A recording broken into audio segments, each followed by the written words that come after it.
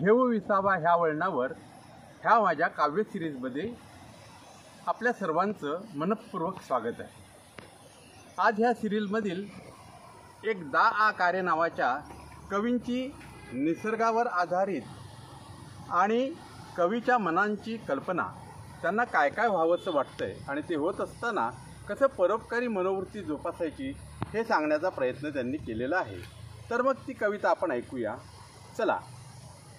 वाटते सानुली मंद झुळक मी व्हावे, घेईल ओढ मन तिकडे स्वैर झुकावे, कधी बाजारी तर कधी नदीच्या काठी, राईत कधी वापडक्या वाड्यापाशी, कधी थबकत जावे हळू कानसा घेत, कधी रमत गमत वा कधी भरारी थेट, लावणी अंगुली कलिकेला हळुवार, ती खुलून बघे तो व्हावे पार पसार, परी जाता जाता सुगंध संगे न्यावा, तो दशा दिशातून फिरता उधळून द्यावा, गाण्याची चुकली मुकली गोडल केर,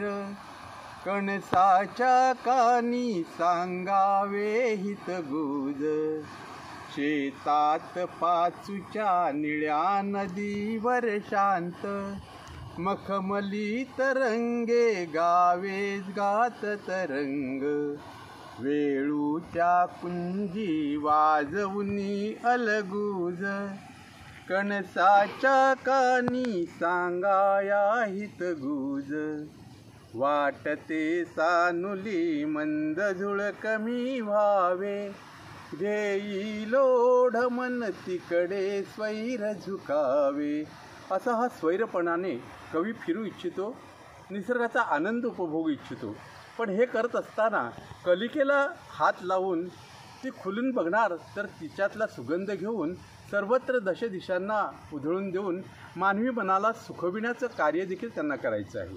तेव्हा आपण ह्यामधून संदेश घेऊया, आपणही आपल्या हातून जेवढं सत्कर्म करता येईल तेवढं करूया, कारण जीवन हे नश्वर आहे। धन्यवाद, नमस्कार, जय भारत।